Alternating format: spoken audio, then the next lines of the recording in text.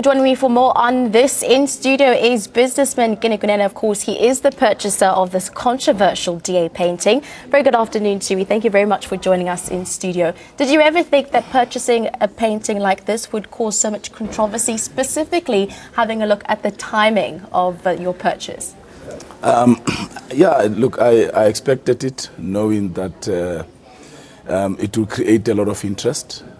So I did expect that it will create this much of media interest. Now, in having a look at the actual picture and the way that it's depicted political parties, what was your motive behind buying the picture? Was it politically motivated? Do you support what's happening in the picture, or do you view it as art? Let me start by saying that Ivan Amali has done artwork for me before, and when he called me and he said he has got something that he wants to show me, when he got to my place, he opened this artwork, and I said, why don't you take it to a gallery? And he said no, he went to Goodman Gallery, and he introduced himself. They gave him a business card, said he must send his work. But then he said, no, I have something that I can show you guys. And as he opened it, they kicked him out. The lady was literally screaming, this is insulting, this is disgusting. And that created my interest, number one, because then Goodman Gallery must either be racist or they must be playing double standards, because they are the first to put a nude art up in their gallery, which was called the Spear, you know, and at the time they didn't see it as insulting, as disgusting. So for me, it's double standards, or it's pure racism. So I then developed that interest. I saw the painting as having potential to be sold at a higher price in the future. And that's the one aspect of it. I'm a businessman, I'm not a politician, I'm out of politics. The second one was having heard and seen the DA advocating for artistic freedom of expression. This created an interest in me to see how they will respond to this artistic freedom of expression. Mm-hmm. And it became an interest to me. And I thought, let me buy this thing and, you know, put it on Twitter, let the people see it, and let's see how these advocates of freedom of expression are going to respond now that freedom of expression is directed at them. And I said to the artist, do you mind if I put it public? He said, no, I was going to put it in a gallery, but unfortunately not. So one other gentleman whom I don't know was bidding with me, and then I beat him to it. It was actually 350, not 300,000. Okay, thank you very much for correcting us. The artist was happy. I was happy with the painting, and I posted it on Twitter. So you're saying that this was not politically motivated, this is purely from a business aspect, as well as you wanting to promote an upcoming artist who went to a well-established museum where they had also been presented with similar portraits, but now had in fact denied this one because it was that of DA political parties. Yeah, but it has political connotations. I don't want to run away from the fact that there is a political message about the artist. Number one, Maimani is depicted there as a slave. As you can see, his physique is not of a baboon, it's of a slave. And his face is white, which suggests, according to the artist, that he thinks that he's white. When he sees himself in the mirror, he sees a white person. After he wears that suit, he doesn't see a black man, he sees a white man. That's why his face is white. And the two other people on the card is James Self and Helen Zille. These are the people who are in power, who are in charge.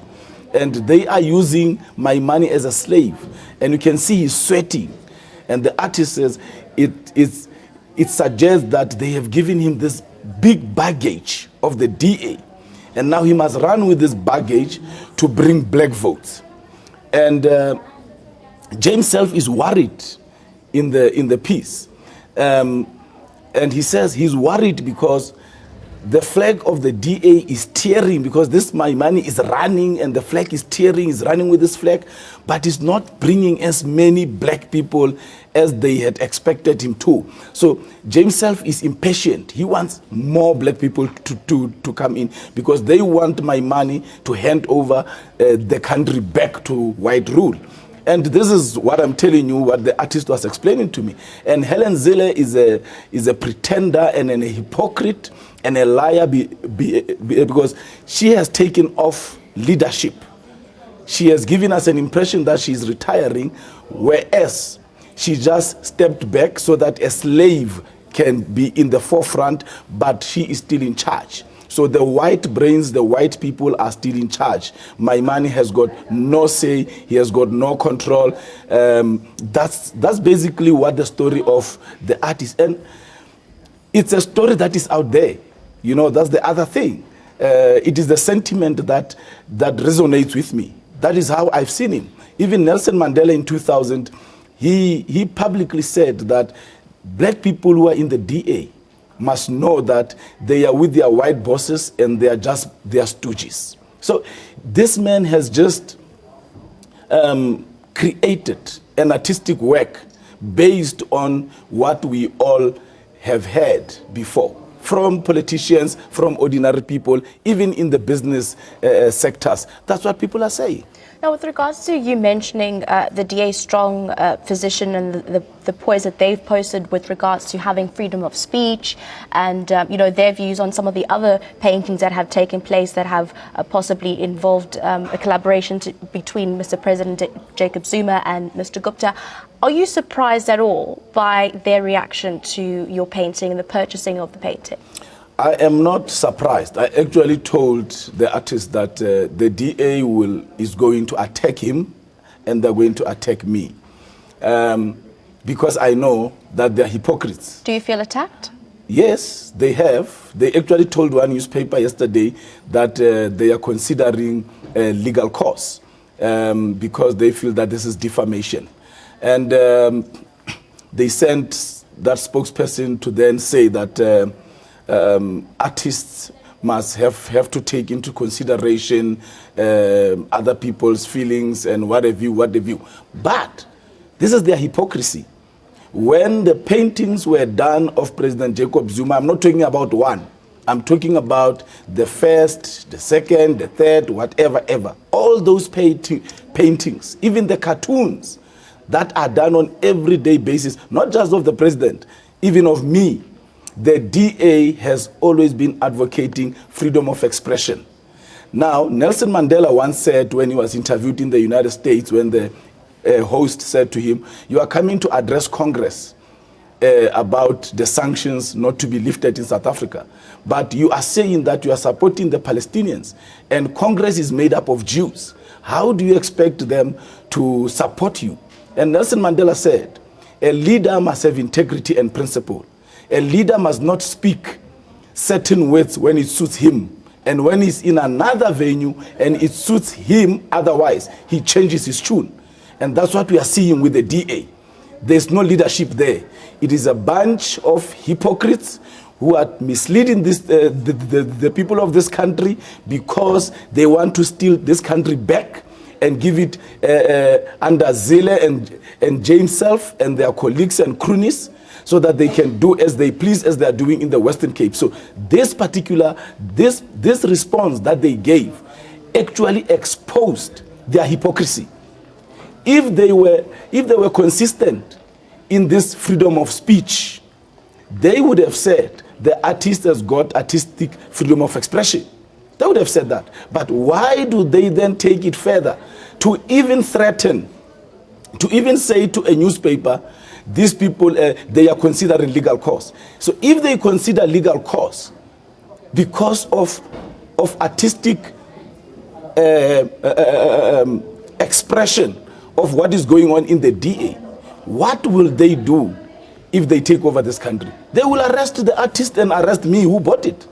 That is the type of hypocrisy that this particular response they gave us has come out. Now, in hearing you speak and you saying that, of course, you're a businessman and initially this is also some sort of an investment, you are quite clever, very strategic in many of the moves that you've done when it comes to your businesses. Was it strategic for you to release this painting now, a week before local government elections? I have even forgotten about elections. The guy called me yesterday morning. I saw the pic. There was that to and fro. So he brought it to me on a Thursday. And then he said by 2 o'clock, the transaction must be done.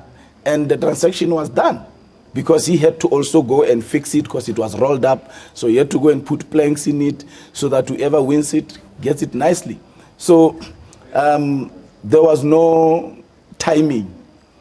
It's just a question of when was I called? Yesterday morning. I looked at the artwork. I loved it. I fell in love with it.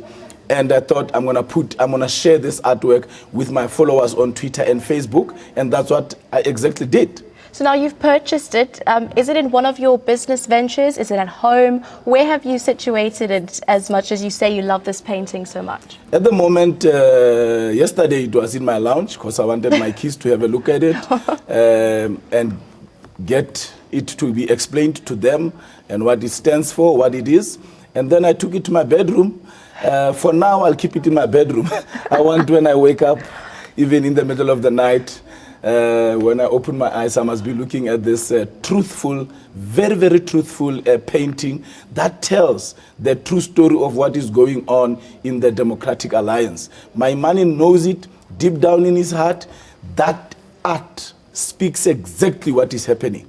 You've never seen my money doing a press conference alone. James Self, his boss, is always next to him, whispering in his ear, because he cannot think, in as far as the DA is concerned, my man is just a slave. This is modern slavery. That is why there's an old apartheid number plate in black and white written modern slavery. All right, so some very strong views there coming from Mr. Kunene, businessman. Of course, he is the purchaser of that now controversial hashtag DA painting doing the rounds on Twitter. Of course, we have given you a censored view of it. And essentially, Mr. Kunene has explained that it was not essentially politically motivated. He does believe that it's art and he wanted to support the Malawian artist in the story that he wanted to tell. Thank you very much for joining us here. Can I just close by saying, hypocrisy amongst politicians must stop. What happens if they draw another picture, another art, naked art, and the DA supports it? I will definitely now, this time, commission artists to come up with artistic work that I'll also put out there. All right. Thank you very much, Mr. Kunene, and his last words there with regards to freedom of expression. That was the debate that we had here on that hashtag DA painting. You can go on Twitter under that hashtag to see more about that. Let's move on for now.